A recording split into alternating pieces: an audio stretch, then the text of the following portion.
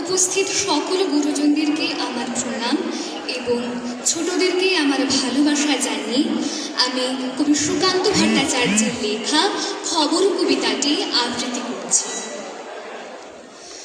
খবর আসে দিক দিগন্ত থেকে, বিদ্যুৎ বাহিনী খবর, যুদ্ধ বিদ্রোহ বন্যা দুর্ভিক্ষ ঝড়। এখানে সাংবাদিকতার শব্দ। রাত গভীর হয়, যন্ত্রের ঝঙ্কৃত ছন্দে প্রকাশের ব্যগ্রতায়। তোমাদের জীবনে যখন নিদ্রা ভেবত মধ্যরাত্রি, চোখে স্বপ্ন আর ঘরে অন্ধকার। অতুল অদৃশ্য কথার সমুদ্র থেকে নিঃশব্দ শব্দেরা উঠে আসে। অভ্যস্ত হাতে খবর সাজাই, ভাষা থেকে ভাষান্তর করতে কখনো চমকে উঠে। দেখি দেখি যুগ থেকে যুগান্তর।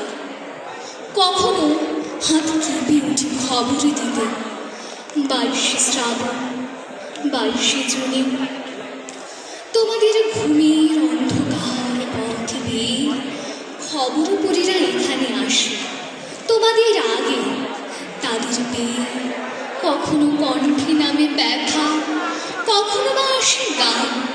সকালে দিনের আলোয় যখন তোমাদের কাছে তারা পৌঁছয়, তখন আমাদের চোখে তাদের ডানা ঝরে গেছে।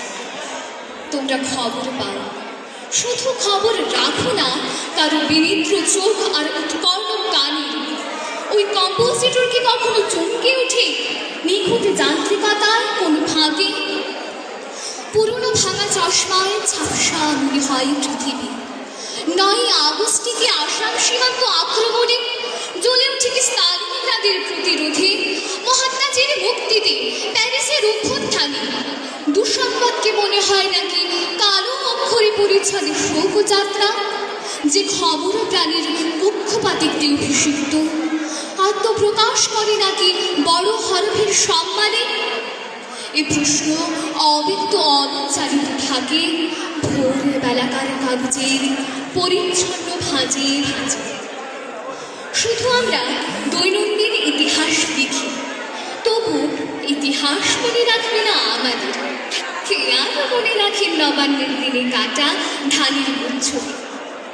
কিন্তু মনে রেখো, তোমাদের আগেই আমরা খবর পাই মধ্যরাত্রির অন্ধকারে, তোমাদের তন্দ্রার অগোচরে। তাই তোমাদের আগে খবরপরীরা এসেছে আমাদের চেতনার পথ দিয়ে। আমার হৃদযন্ত্রে ঘা লেগে বেজে উঠেছে কয়েকটি কথা। পৃথিবী মুক্ত, জনগণ চূড়ান্ত সংগ্রামে জয়ী। তোমাদের ঘরে আজ অন্ধকার, চোখে আজও স্বপ্ন। কিন্তু জানি একদিন সে সকাল আসবে, যেদিন এই খবর পাবে প্রত্যেকের চোখে মুখে সকালের আলো